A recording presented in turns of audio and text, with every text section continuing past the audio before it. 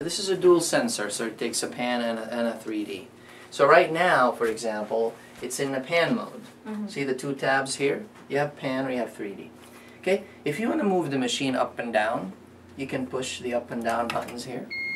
Just press and hold. Okay, and then, you know, this is for down. When you position a patient, this is what these buttons are for. When you position a patient, notice you have forehead and temple support. Just like the picture shows, really. You can push this one to close on the patient's forehead. That's going to lock them in place so they don't move. And this is for the temple support. Okay, you can open them here. They open automatically after each x-ray. So you don't have to come back and push to open them after the x-ray is being taken. Yep. Okay.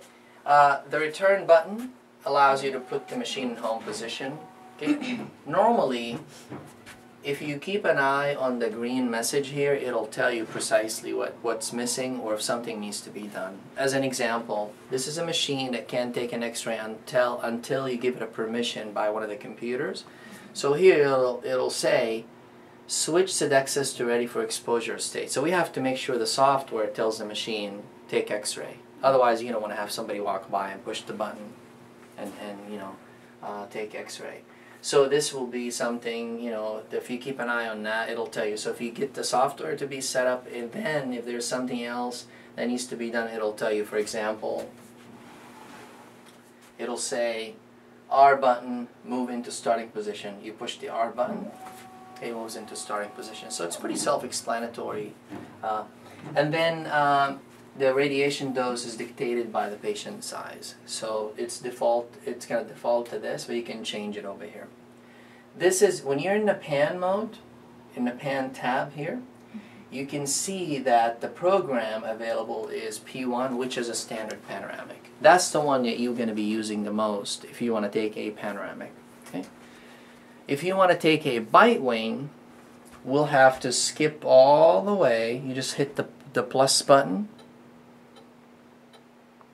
to BW1 or BW2. BW1, notice the yellow lines here? That's the coverage of the BW1. So it'll take a bite wing, one on each side. Okay? Notice if I go to BW2, it's in the anterior. So it takes an anterior bite wing. Okay?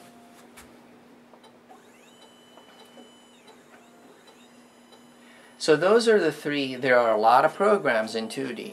But again, because you now have 3D, all the other programs really don't mean much because you have a better way of looking at X-rays as opposed to using two-dimensional in